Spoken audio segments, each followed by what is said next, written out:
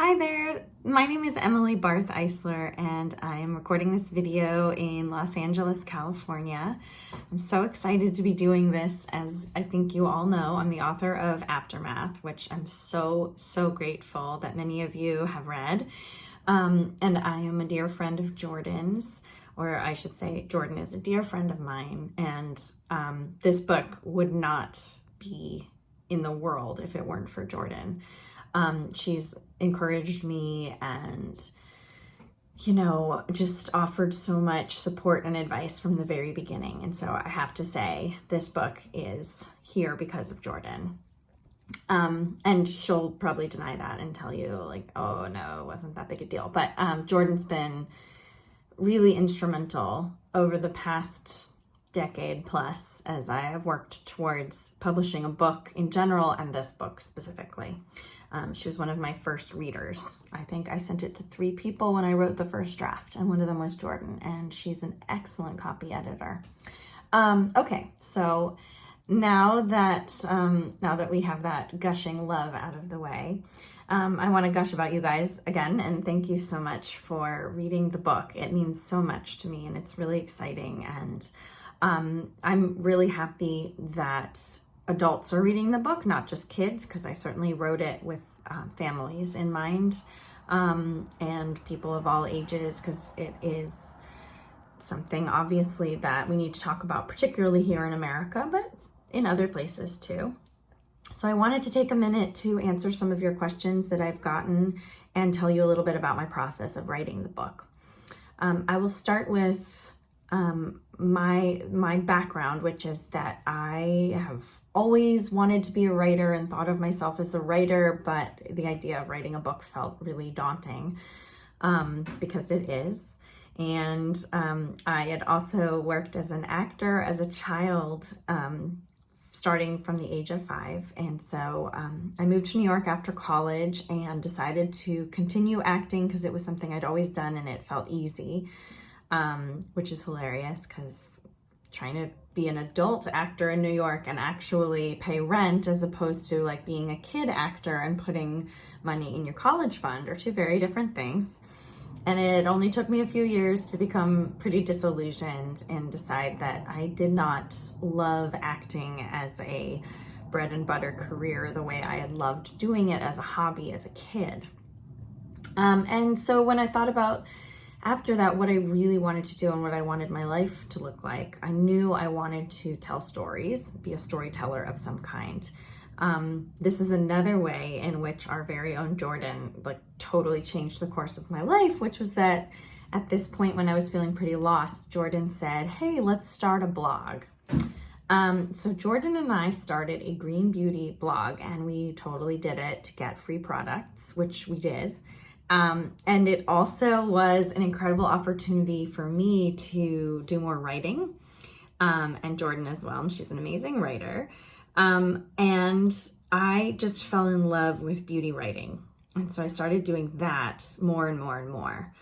And all the while working on books, I think I wrote 2 or 3 complete books before I wrote Aftermath. And then I wrote probably 3 or 4 more between the time I wrote Aftermath and when it actually got published. So this is my first published book, but it is not my first book. It is unfortunately a process where a lot of stuff goes unpublished or unseen. So that's a bummer, but it's also extra gratifying when a book does make its way out into the world, as Aftermath has. And so I'm extra grateful to be able to share it with people. Not just because obviously I had something I wanted to say, but because for me, part of the joy of writing is the dialogue that you create. And without the part where other people read it and feel something and share, it's sort of like an incomplete circle. So it feels really wonderful to know that people are reading Aftermath, especially you all watching this video. So I want to talk a little bit about some of your questions. You guys sent a couple great questions, and then I'll tell you a little more about my process and my experience so far. I'm looking over here at my computer. Oh, this is my office. It is also, I'm letting you in on a secret here, my family's laundry room. And yes, the wall is incomplete. I did put decals here to make a nice background. Oh, and I just did the LA Times Festival of Books, which is so awesome. And I got a cool poster. But anyway, yeah, so I have this like very cool professional looking, hopefully, background. And then if you go further, it's like, oh, it's my laundry room. But that's just being a woman in America, guys. It's just, you know, we're supposed to do it all at once. Anyway, okay, so I'm just looking over here at my computer. So one question I got was, did I get to talk to some of the children involved in a school shooting to get ideas behind the story? It's a wonderful question. You know, it's interesting because the first time I actually got to talk to a school shooting survivor was once the book was pretty much complete. I had what we call a sensitivity reader that my publisher hired to read the book and give us feedback. It was pretty much the last step before printing. Like it had already gone through copy editing and, you know, all sorts of other editing. And we did, this young woman who survived a school shooting in Maryland, my home state. Yay, Maryland for school shootings. Unfortunately, they're everywhere. Read the book and gave us some really immeasurably helpful feedback, which we incorporated into the book and then sent it off to be finished. But while I was writing the book, I didn't get the opportunity to actually talk to any survivors, which in some ways I think was good because, first of all, I wanted to make sure I wasn't telling somebody else's story specifically. That felt unfair to me. You know, like I needed it to be fictionalized enough to feel like I had a right to tell the story. So that was one thing. And then the other thing was what I really found useful was I just read the newspaper obsessively anytime there was a school shooting or anytime there was a think piece about school shootings. And unfortunately, those happen so often and there's a lot written about it at the time.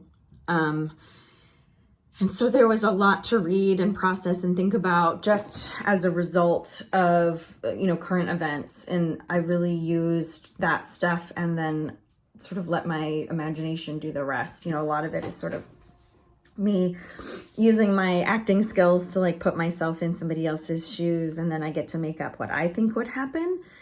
And you know, it's interesting because I wonder what it would have been like if I had had the chance to actually talk to somebody who survived a shooting before I wrote the book. And I think in some ways it would have been great, but in other ways I might have felt a little bit paralyzed by trying to stay true to their exact experience. And so I think I'm really grateful that I was able to do research like a journalist in terms of, you know, reading up and doing all my research through news reporting, like through other journalists' great reporting, but then was really giving myself the space and the freedom to write a fictionalized story. Let me see, there's one more question. Have you heard any feedback from non-Americans who've read the book? It's such a uniquely American issue for the most part. Yes. So this is really interesting, actually, and this isn't directly related to, but I get to name drop a celebrity name, so it's like, you know, extra special. So last weekend I did a panel at the LA Times Festival of Books, and on my panel was a movie star you guys might know of named John Cho. He's so cool. He's written a middle grade book called, oh, I don't even have it with me. I wish I could show it to you. It's downstairs. It's called Troublemaker.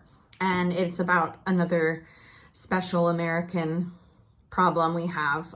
It was about it's about race in America, but particularly the Rodney King riots in LA in 1992. And he is Korean American, so it was based on his family's story of having been recent immigrants. And it's a fantastic book. I'm not going to tell you the whole plot, but anyway, so John Cho is a bona fide movie star, TV star. He's amazing. He's been in, you know, Harold and Kumar Go to White Castle it was like his breakout role over a decade ago. And then Star Trek, a sitcom called Selfie, which was fantastic. Tons of movies. Anyway, look him up. If you don't know who John Cho is, look him up. He's very good looking. Anyway, so of course we became like best friends, and we were talking on our panel at the LA Times, and he said that his kids, I guess he was shooting a project in New Zealand for 2 years during, like, maybe I think right before and during the early part of the pandemic, which is so fascinating. And his kids went to public school in New Zealand. And he said his son came home on the first day of school and was like, Dad, like, several people asked me if I've been through a school shooting when they found out I'm American. They were like, oh, have you been in a school shooting?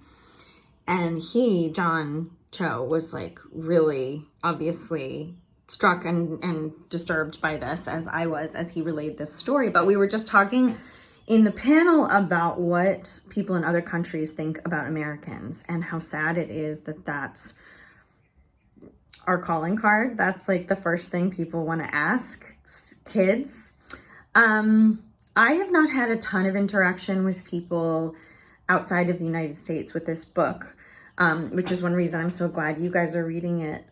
Part of that is because my publisher, I don't think, sold the rights outside of the English language. Like, it hasn't been translated to any other languages because it's such a uniquely American problem, which is kind of hilarious in a sad way, that, the publisher was like, well, we'd love to like share this story, but other countries, where people speak other languages are sort of like, what is this crazy thing? Like, what is this school shooting problem you talk about?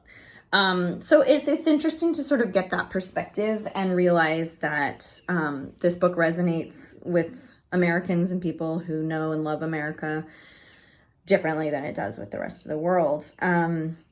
And as I'm sure you guys know, from the author's note and stuff, I'm very involved politically in terms of trying to make this problem a thing of the past. I've been saying lately that I'd really like this book to become a history book instead of a current events book.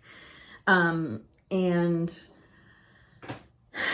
yeah, that is slow progress. And I'm actually recording this video in the morning after it's been announced that the Supreme Court of the United States wants to further limit abortion access in the United States. And that is just totally crushing. So things are not awesome in the United States right now, as I know you guys have had a rough stretch. I mean, to put it mildly, I'm sorry for everything you guys have been through there in China the past several months. Yeah, I guess there's no like perfect place to live where things are easy and simple, but well, maybe Scandinavia, we'll see. Anyway, I want to thank you guys so much for reading the book.